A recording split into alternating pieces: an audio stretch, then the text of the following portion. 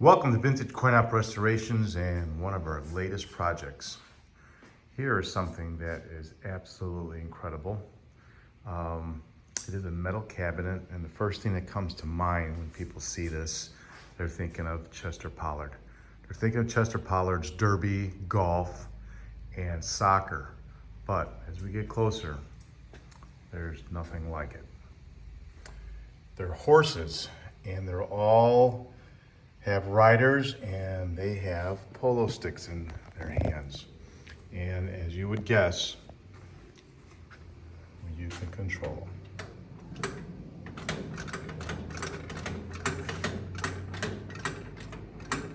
And the opposing side, obviously. A little goaltender here, controlling the ball, getting through the net. Absolutely incredible. Well, there is a lot of history about this specific machine, and we won't go into that now. We are just going to go kind of take a look at this machine in general. Like I said, all metal cabinet. Do a quick walk around. Might have been stripped somewhere down the line because there's remnants of all kinds of different colors of paint. Somebody probably decided at one time to strip it down and never got back to this project. As you can see, it was painted blue at one time. As I get closer, it was also green. There is some pink. So many different coats of paint. Where would something like this be? And we're gonna date this really early 1900s. Something like this, as elaborate as this would be in a place where someone could even afford to play it. You know, here it's set up for a penny, but a penny was worth quite a bit just to kind of throw away for entertainment. And you would probably find something like this at like a high-end hotel, or someplace where, you know, patrons have money just to throw into a machine to play a game. And what did it look like at that time? I've got it on a set of casters right now so we can move it around the shop, but you know, they have this piece of chrome here, which looks like somebody might have plated it again, or hard to believe it's all, this must have been replated somewhere down the line. But it did have some bling. You had chrome rings. These were probably plated. And down at the bottom inside the carcass, we found a little square trim ring.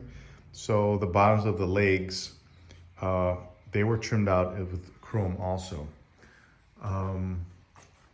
Here on the top, which this is not an original glass, but it was made for this machine by somebody, whether it be a sticker or decals, and it says play penny polo.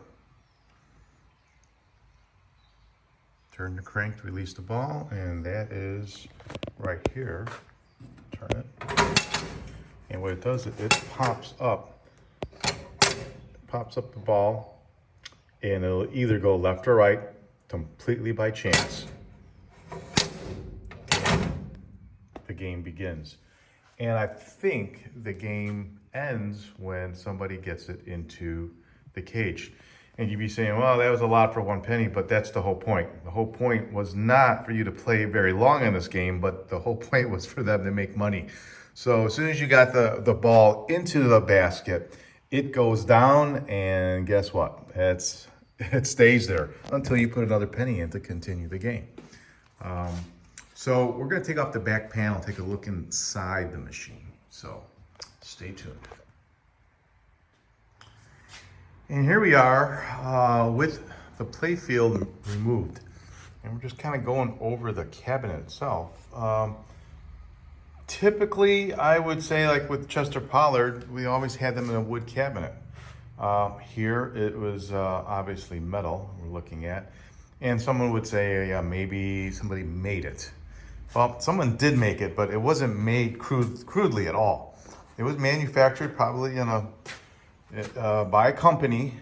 We just don't know exactly by who yet. But it wasn't some homemade job, because as we come in here, it was It was manufactured by a business, and you can see it has the original locks, and I have just a few keys that might fit it. We got a little WD in there trying to work its magic, and hopefully we can get it open. Also at the bottom of the cabinet, we found these. Well, it's a base plate for the machine, but on one of these, where there's two of them, you can see that there was a decorative element on the outside. So these would sit at the bottom. Well, I'll bring it in the front. These were sitting at the front of the leg just to pick up a little excitement. When people would walk up to this thing, you know, it would have to be drawing them. So what would be drawing them? The polo ponies inside the machine. But the machine itself had to be something special. Who would walk up to just a plain old metal box? So what did this look like? It most likely was a piece of art, but basically, even in the turn of the century, for example, arts and craft furniture. The big thing about arts and craft furniture at that time was the quarter sawn white oak. Quarter sawn white oak had the tiger striping. Well, and it was hard to find, so the prices of the furniture were expensive. But then someone decided, you know what? We can paint quarter sawn white oak on pieces of furniture or regular wood and make it look like it's a real piece of furniture. So where I'm going to is, this was a fancy hotel version, and they went crazy on this, and they made it all wood grained. It most likely might have been a walnut or some sort of decorative wood. And you know, all of this would have panels. It's amazing what they can do with graining. And most likely that is the avenue that I think we're gonna go with this.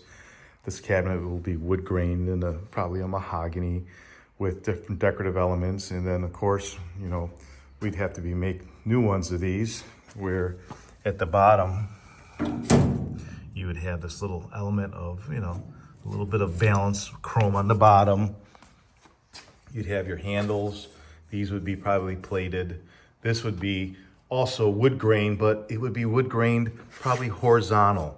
And then there would be a break, and then you would have another piece of, it wouldn't be another piece, but it would be painted, and they would make a miter here so it looked like a piece of wood. So, in different shades, shadows of wood, to look like you'd walk up to it, you'd swear it is a wood cabinet. So that's what something like this, I've seen it done in all kinds of different instances on different pieces, but here again, why not make it out of metal? Because it's indestructible. It could have been outside, you know, it's just paint. So wood, a Chester Pollard Derby outside in the rain, it wouldn't last, you know, 1 or 2 years on a boardwalk out there by the ocean. It just wouldn't make it.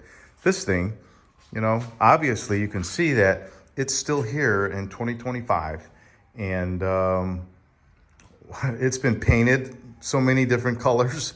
What's going on behind that door? So I'm not exactly sure how you got, well, I do know. Like I said, there's 2 locks up here that we're working on. So this front piece came down. And as you came down, let's go around the back. You can see there's a little door.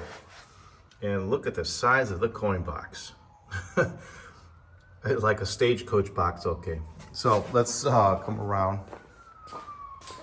And I'm gonna pull the little lever up.